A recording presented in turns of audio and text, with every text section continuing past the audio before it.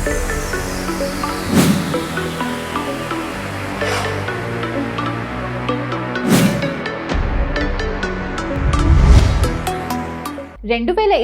విడుదలైన Ramarao on duty mass మహారాజా రవితేజ నటించిన ఒక యాక్షన్ థ్రిల్లర్ చిత్రం.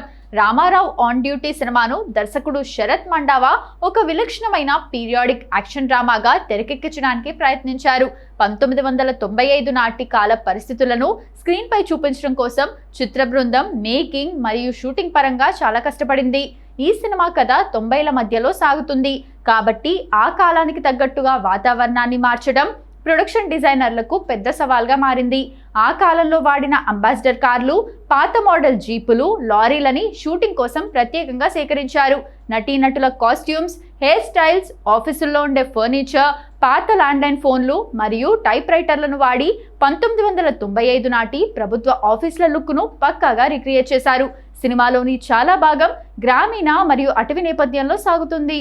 కథ చిత్తూరు జిల్లా నేపథ్యంలో సాగడం వల్ల రాయలసీమ సంస్కృతి మరియు నేటివిటీ ప్రతిబింబించేలా కొన్ని కీలక షెడ్యూల్స్ను ఆంధ్రప్రదేశ్లోని పల్లెటూరి లొకేషన్లలో షూట్ చేశారు. ఎర్రచందనం స్మగ్లింగ్ మరియు మిస్సింగ్ కేసుల ఇన్వెస్టిగేషన్ సీన్స్ కోసం హైదరాబాద్ పరిసర ప్రాంతాల్లో, అటవీ ప్రాంతాల్లో రాత్రి వేళల్లో ఎక్కువ రోజులు చిత్రీకరణ జరిపారు. సినిమా అంతా సీరియస్ అండ్ రగ్గడ్ టోన్లో సాగుతున్నప్పటికీ రవితేజ, దివ్యాంశ కౌశిక్ మధ్య వచ్చే డ్యూయెట్ సాంగ్స్ కోసం చిత్ర యూనిట్ యూరోప్లోని స్పెయిన్ దేశానికి వెళ్ళింది. స్పెయిన్లోని అందమైన లోయలు, బీచ్లు మరియు చారిత్రాత్మక కట్టడాల మధ్య రొమాంటిక్ పాటలను చాలా రిచ్గా పిక్చరైజ్ చేశారు. రవితేజ తన యాక్షన్ సీన్స్ విషయంలో ఎప్పుడూ కాంప్రమైజ్ కారు. ఇందులో వచ్చే కొన్ని రియలిస్టిక్ ఫైట్ సీక్వెన్స్ కోసం ఆయన డూప్ లేకుండా రిస్కీ స్టంట్స్ చేశారు. రవితేజకు సినిమాలు చాలా వేగంగా పూర్తి చేయటం అలవాటు. ఈ సినిమా షూటింగ్ను కూడా అనుకున్న సమయానికి పూర్తి చేయడానికి ఆయన ప్రొడక్షన్ టీంకు పూర్తి సహకారం అందించారు. కోవిడ్ ఆటంకాలు ఉన్నప్పటికీ శరవేగంగా షెడ్యూల్స్ పూర్తి చేశారు. చాలా ఏళ్ల తర్వాత కెమెరా ముందుకు వచ్చిన సీనియర్ నటుడు వేణు తొట్టెంపూడికి ఈ సినిమా షూటింగ్ ఒక కొత్త అనుభవాన్ని ఇచ్చింది. మొదటి రోజు షూటింగ్లో ఆయన కొద్దిగా తడబడినప్పటికీ రవితేజ ఆయనకు పాత మిత్రుడు కావడంతో సెట్స్లో ఇద్దరు పాత రోజులను గుర్తు చేసుకుంటూ జోకులు వేసుకుంటూ చాలా సరదాగా షూటింగ్లో పాల్గొన్నారు. రవితేజ ఇచ్చిన సపోర్ట్తో వేణు తన సీరియస్ పోలీస్ క్యారెక్టర్ను ఈజీగా పూర్తి చేయగలిగారు. రామారావు ఆన్ డ్యూటీ ఒక సీరియస్ ఇన్వెస్టిగేటివ్ థ్రిల్లర్ అయినప్పటికీ కెమెరా వెనుక రవితేజ ఉండటంతో సెట్స్లో ఎప్పుడూ నవ్వులు, అల్లరి కామన్గా ఉండేవి. హీరో రవితేజ, సీనియర్ నటుడు వేణు తొట్టెంపూడి ఇద్దరూ ఒకే కాలానికి చెందిన నటులు కావడంతో సెట్స్లో వీళ్ళిద్దరి హంగామా మామూలుగా ఉండేది కాదు.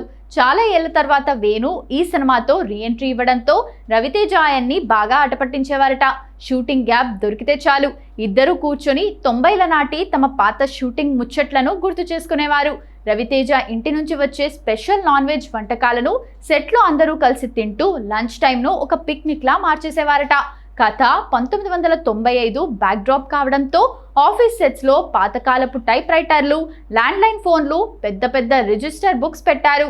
రవితేజ సెట్లోకి రాగానే ఆ పాత ఫోన్ ఎత్తుకొని తోటి నటీనటులకు ఫోన్ చేస్తున్నట్టు యాక్ట్ చేస్తూ కామెడీ డైలాగ్స్ చెప్తూ అందరినీ నవ్వించేవారట. అలాగే సీరియస్ సీన్ జరుగుతున్నప్పుడు కూడా టైప్ రైటర్ కీస్ను గట్టిగా కొడుతూ శబ్దాలు చేస్తూ డైరెక్టర్ను కాసేపు కన్ఫ్యూజ్ చేసేవారట. హీరోయిన్లు దివ్యాంశ కౌశిక్, రాజేషా విజయన్ ఇద్దరికి తెలుగు సరిగ్గా రాదు. వాళ్ళు సీరియస్ సీన్స్లో పెద్ద పెద్ద తెలుగు డైలాగ్స్ చెప్పాల్సి వచ్చినప్పుడు తప్పులు దొర్లేవి. వాళ్ళ లిప్ సింక్ మరియు తప్పుడు ప్రొనౌన్సియేషన్ చూసి రవితేజ సెట్లోనే గట్టిగా నవ్వేసేవారట. ఆ తర్వాత రవితేజనే స్వయంగా వాళ్లకు దగ్గరుండి ఆ డైలాగ్స్ అర్థం చెప్తూ ఈజీగా ఎలా పలకాలో నేర్పించేవారు. సినిమాలోని పాటల కోసం చిత్ర యూనిట్ స్పెయిన్ వెళ్ళినప్పుడు అక్కడ విపరీతమైన చలి ఉంది. హీరోయిన్లు పల్చట్టు శారీల్లో, రవితేజ సూట్లో సాంగ్ షూట్ చేయాల్సి వచ్చింది. స్టార్ట్ కెమెరా అనగానే రొమాంటిక్గా ఎక్స్ప్రెషన్స్ ఇచ్చే రవితేజ కట్ అనగానే చలి తట్టుకోలేక షివరింగ్ అవుతూ వెంటనే లొకేషన్లో ఉన్న ప్రొడక్షన్ బాయ్స్ దుప్పట్ల కోసం పరిగెత్తేవారట.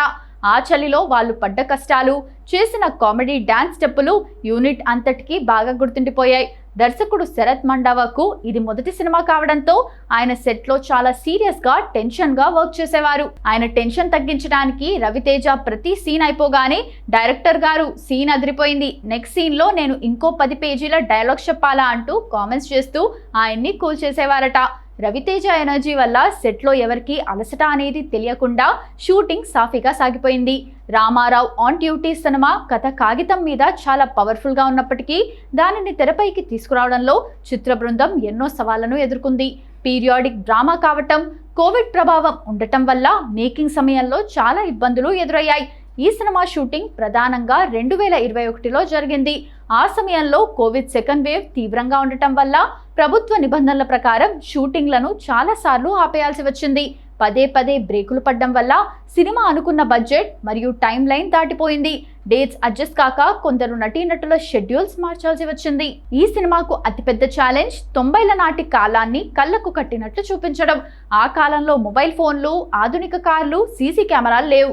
అవుట్డోర్ షూటింగ్ చేస్తున్నప్పుడు ఎక్కడైనా ఆధునిక బిల్డింగ్లు, మొబైల్ టవర్లు లేదా లేటెస్ట్ కార్లు కనిపిస్తే సీన్ పాడైపోతుంది. అందువల్ల కెమెరా యాంగిల్స్ మార్చడం, పోస్ట్ ప్రొడక్షన్లో సీజీ ద్వారా ఆధునిక వస్తువులను తొలగించడం ప్రొడక్షన్ టీంకు పెద్ద సవాల్గా మారింది.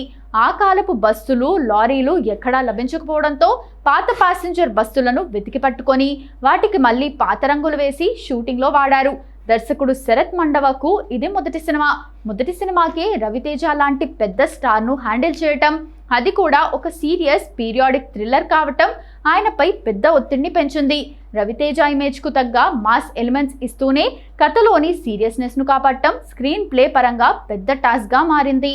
కథలో ఎర్రచందనం స్మగ్లింగ్ నేపథ్యం ఉండటం వల్ల చాలా కీలకమైన సీన్లు అడవుల్లో రాత్రి వేళల్లోనే షూట్ చేయాల్సి వచ్చింది. నైట్ షూట్ సమయంలో లైటింగ్ సెటప్ చేయటం, అడవిలో క్రూ మొత్తానికి రక్షణ కల్పించడం ప్రొడక్షన్ మేనేజర్లకు కష్టంగా మారింది. కొన్ని యాక్షన్ సీక్వెన్స్ చేస్తున్నప్పుడు రవితేజతో పాటు ఫైటర్లకు చిన్న గాయాలైనా సమయం వృధా కాకుండా పెయిన్ కిల్లర్స్ వేసుకొని మరీ షూటింగ్ పూర్తి చేశారు. సినిమా పూర్తయ్యాక కూడా సరైన రిలీజ్ డేట్ దొరకడం పెద్ద సవాల్గా మారింది. 2022లో వరుసగా పెద్ద సినిమాలు విడుదలవుతుండడంతో ఈ సినిమాను 2-3 సార్లు వాయిదా వేసి చివరికి జూలై చివరి వారంలో విడుదల చేయాల్సి వచ్చింది. ఈ ఆలస్యం వల్ల సినిమాపై ఉన్న బజ్ కొద్దిగా తగ్గింది. Ramarao on duty cinema box office వద్ద భారీ డిజాస్టర్గా నిలిచింది. ఈ సినిమా థియేట్రికల్ హక్కులు ప్రపంచవ్యాప్తంగా దాదాపు 17 కోట్ల నుండి 18 కోట్ల వరకు అమ్ముడయ్యాయి. రవితేజ క్రేజ్ వల్ల బిజినెస్ బాగానే జరిగింది. సినిమాకు మొదటి రోజు నుంచే నెగటివ్ టాక్ రావడంతో వసూళ్లు దారుణంగా పడిపోయాయి. లైఫ్ టైం రన్లో ఈ చిత్రం కేవలం 5 కోట్ల నుండి 6 కోట్ల లోపు మాత్రమే వసూలు చేయగలిగింది. ఈ సినిమా వల్ల బయ్యర్లకు, డిస్ట్రిబ్యూటర్లకు దాదాపు 11 కోట్లకు పైగా భారీ నష్టాలు వచ్చాయి. సినిమా పాయింట్ మరియు బ్యాక్ డ్రాప్ బాగున్నప్పటికీ దర్శకుడు కథను చాలా నిదానంగా నడిపించారు. సస్పెన్స్ థ్రిల్లర్కు ఉండాల్సిన వేగం సినిమాలో ఎక్కడా కనిపించలేదు. రవితేజ సినిమా అంటే ప్రేక్షకులు ఫుల్ ఎంటర్టైన్మెంట్, ఎనర్జీ, కామెడీ ఆశిస్తారు. కానీ ఈ సినిమాలో ఆయన పాత్ర చాలా సీరియస్గా ఉంటుంది. కామెడీ అస్సలు లేకపోవడం మాస్ ఆడియన్స్ను తీవ్రంగా నిరాశపరిచింది. సినిమాలో వచ్చే ట్విస్ట్లు అంతగా క్లిక్ అవ్వలేదు. పైగా ముగింపు కూడా ప్రేక్షకులకు సంతృప్తిని ఇవ్వలేకపోయింది. సినిమా కమర్షియల్గా ఫెయిల్ అయినప్పటికీ కొన్ని విషయాల్లో ప్రశంసలు దక్కించుకుంది. ప్రభుత్వ అధికారిగా రవితేజ నటన, ఆయన లుక్స్ బాగున్నాయి. శామ్ సిఎస్ అందించిన బ్యాక్గ్రౌండ్ మ్యూజిక్ సినిమాకు ప్రధాన బలంగా నిలిచింది. చాలా కాలం తర్వాత రీ ఎంట్రీ ఇచ్చిన వేణు తొట్టెంపూడి నటన ప్రేక్షకులను ఆకట్టుకుంది.